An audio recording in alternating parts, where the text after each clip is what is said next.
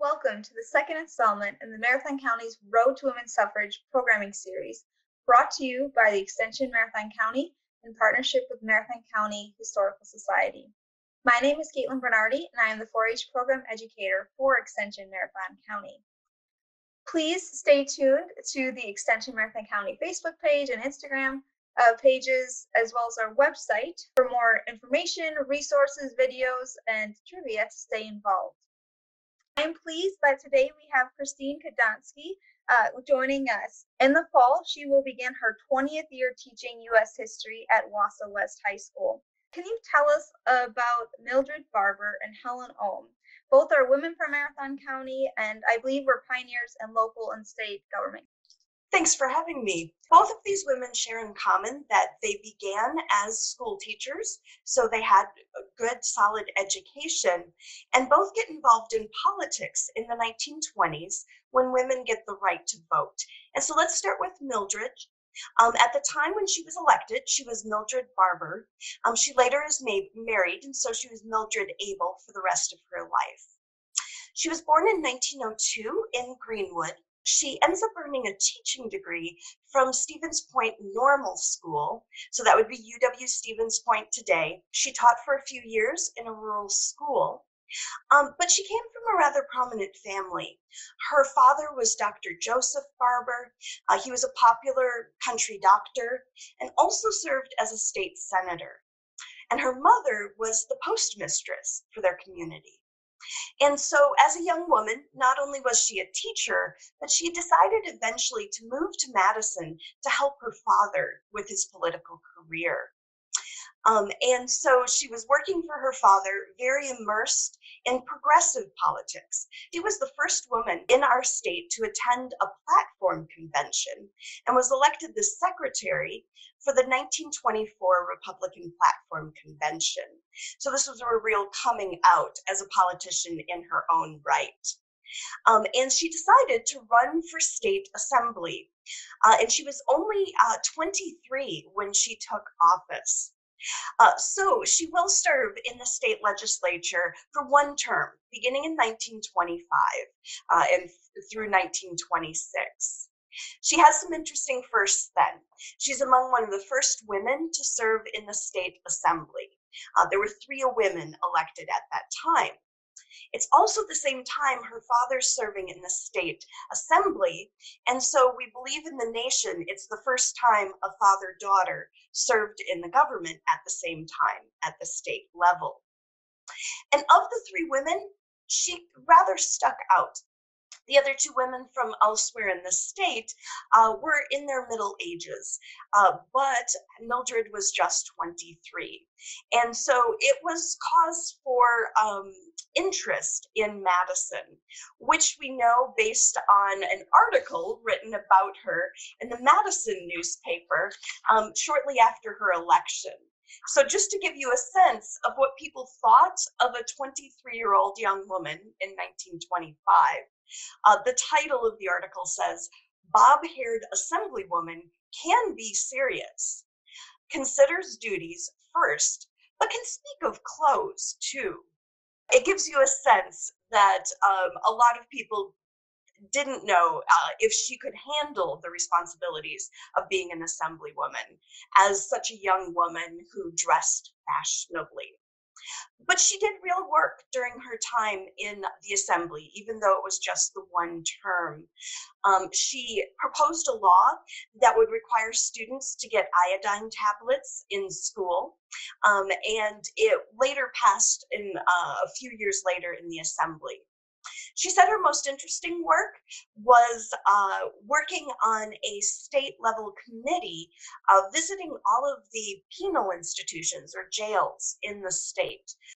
She chose not to campaign when she ran for re-election, and so she lost. It was also a time in which progressives like her, their positions were in the decline. And so after she lost, she went back to teaching for about a year and then got married to a man named Otto Abel in 1928. And she never does anything in politics again. She focused on raising her family and passed away in Marathon County in 1976. So Helen is just a few years older than Mildred. She was born in 1896, and she as well began her career as a school teacher. She was very interested in politics. In 1920, about the same time women were looking to get the right to vote, she wrote a letter to the editor explaining she was unhappy with the county board for refusing to give additional funding to the county fair. She also wrote an essay. She was one of 10 winners, writing about open shops, allowing labor unions into businesses. So we know she was interested in politics about the same time that women are getting the right to vote. And so she runs for city council and wins in a close election for the 3rd Ward in 1922. And she's in her mid-20s at the time. She also then has another important first. In 1944, she was the first woman to serve on the county board, and she was on the Marathon County Board for 10 years, including a term in 1947 to 48 as the vice chairman. In addition to being a teacher, she served as the pension administrator.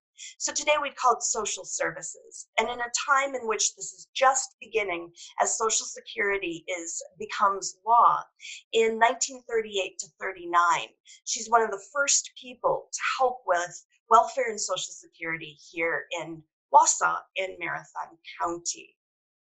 Throughout her life, I need a list for all of the different boards she was on. So she really believed in public service.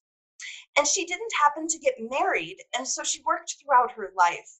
And in her later years, she served as a bookkeeper for a local department store and had that job up until her death.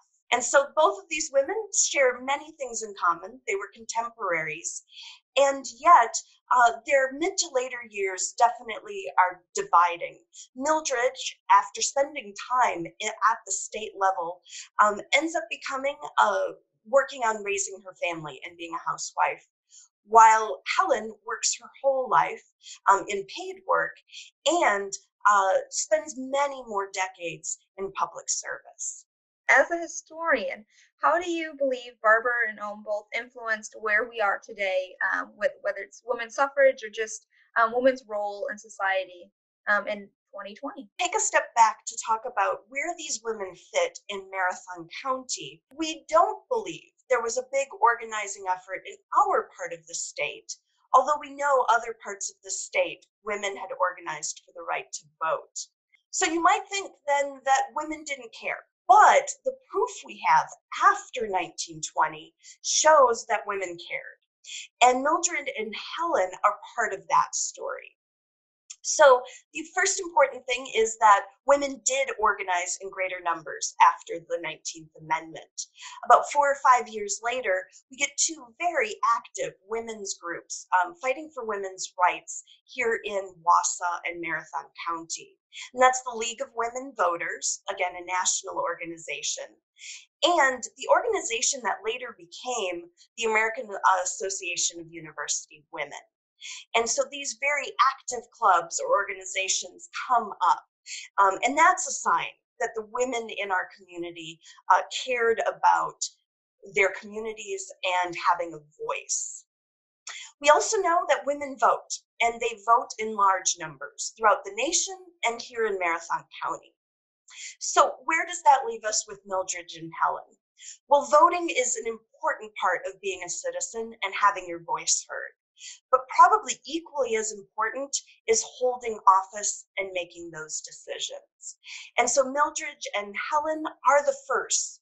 And so that's the legacy of women throughout our state and country. You don't have to be the first national leader to make a difference in your community.